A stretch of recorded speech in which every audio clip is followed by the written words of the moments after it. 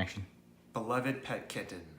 But the reality of death reaches a peak for the narrator in the suicide of the opal miner in the family car.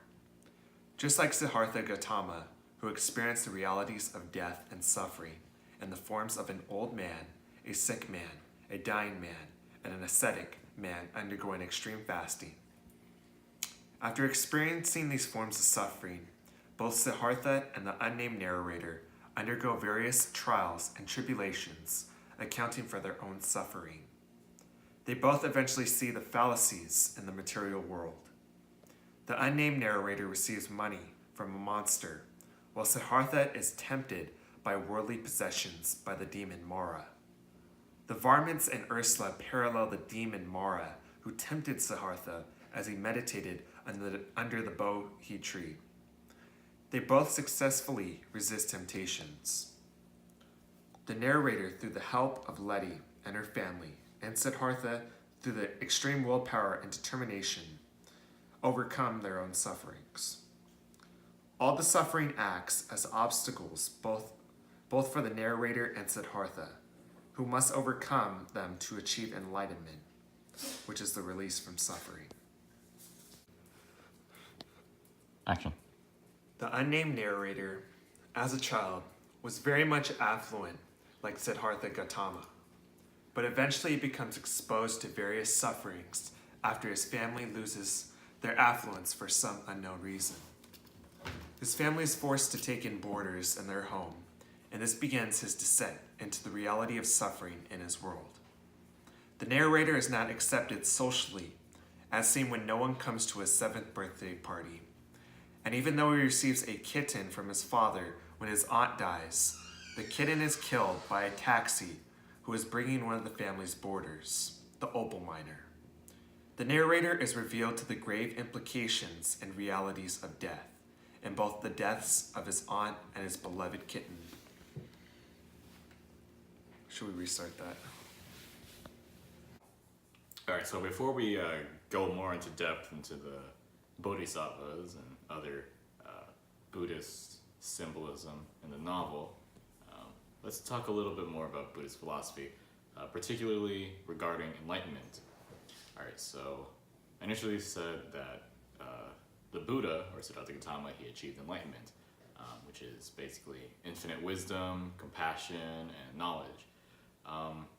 So once someone has achieved enlightenment, they gain access to nirvana, which is the release from the endless cycle of death and rebirth, also known as samsara. Now, samsara is both a Hindu doctrine and a Buddhist doctrine. Just a little side note, but in achieving enlightenment, one gains perfect knowledge and wisdom. However, they're not exactly the conventional forms of knowledge and wisdom. Now, perfect knowledge refers to the understanding of all life forms, their purpose, and the interconnectedness with one another and absolute existence. Now, in this sense, Buddhism can kind of be described allegorically to the ocean, or to an ocean. People in all other life forms merely resemble water droplets, and they eventually make their way back to the ocean. Now, you can kind of see where this parallel is going to the novel. We'll just explore that more in depth. Now, going into the bodhisattvas. Bodhisattvas are people who have achieved enlightenment, however, they kind of withheld the advancement into nirvana in order to help other people, which in a sense kind of ties into their infinite compassion. Action. At first, the creature gives people money in terrifying ways, such as the narrator awakening to himself choking to death on a coin. In general, people crave money, and it makes them act in strange and selfish ways, creating a kind of suffering. In furthering the suffering of the people of the neighborhood, the creature tears the protagonist's family apart by giving them things that they crave beyond just money. An example includes the narrator's father, who has an affair with the creature, who morphs into a beautiful woman. Most of the action in the book deals with escaping and defeating the monster, which ultimately is not the greatest danger the protagonist faces in the book. The ocean at the end of the lane alludes strongly to the Buddhist themes of suffering, craving, sitting with difficult thoughts and emotions, bodhisattvas, as well as experiencing interconnectedness. Letty and her family embody the Buddhist doctrine of bodhisattvas. They are enlightened beings who choose to stay on earth to aid others toward enlightenment. Firstly, we see Letty as a bodhisattva when she speaks to the narrator about the molecules in one of the coins that he receives from the monster Ursula. The hemstalks are capable of interchangeably viewing the world as on a micro and macro scale, as an enlightened person would. They also help the narrator achieve enlightenment by helping resist Ursula and the varmints and exposing the narrator to the ocean, as a bodhisattva would. As mentioned in our earlier analogy, the ocean represents the universe as a whole, in which all things in existence are a part of. Being exposed to it too long results in losing a sense of self due to being incorporated back into this universe, which can be seen as Letty returns to the ocean at the end of the novel. Now, the narrator is unable to fully achieve enlightenment, however, his experience of enlightenment closely resembles that of Buddhist doctrine. Action. The plot of the novel describes how the unnamed protagonist returns home for a funeral and returns to a pond that allows him to remember the fantastical events of his childhood. After the tragic event of the opal miner's suicide, the narrator meets a girl, her mother, and grandmother, who make up the Hemstock family. The Hemstock family includes Letty, the little girl, Jeannie, the mother, and Gran, the grandmother. They are powerful supernatural beings who appear as somewhat unusual mortal women.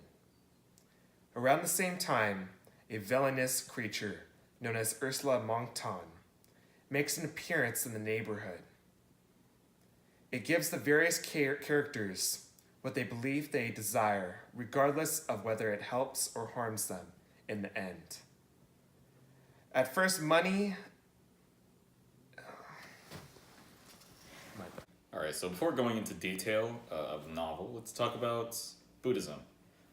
We'll start with a quick breakdown of Buddhist philosophy and a little bit of history. So Buddhism originated in Southeast Asia around 500 BCE, and it's based on the life and teachings of Siddhartha Gautama, or the Buddha. Siddhartha Gautama was born into a wealthy caste, and he lived his life in luxury. Upon embarking into society, Siddhartha stumbled upon a variety of forms of human suffering, and in an attempt to find a solution to the suffering, he himself sought suffering in the form of extreme fasting, poverty, and meditation. Eventually, he, after meditating under a Bodhi tree for 49 days, and simultaneously resisting all worldly temptations, he achieved enlightenment, which is basically a state of perfect knowledge, wisdom, and infinite compassion. Now, having gone through the quick story of Buddha, let's talk about the plot of the novel. Alright, so before going into detail of the novel, let's start with a quick breakdown of Buddhist philosophy and a little bit of history. So Buddhism originated in Southeast Asia around 500 BCE, and it's based on the life and teachings of the Buddha, or Siddhartha Gautama, as he was known. Now, Siddhartha Gautama was born into a wealthy caste, which is one of the structures of, or one of the, damn it. Action. Even though the author, Neil Gaiman, describes himself as a Jewish Scientologist, his recent novel, The Ocean at the End of the Lane, takes much from that of Buddhist philosophy. Neil Gaiman's new novel meditates on the ebb and flow of memory, power relations between adults and children, as well as interconnectedness and the nature of the universe.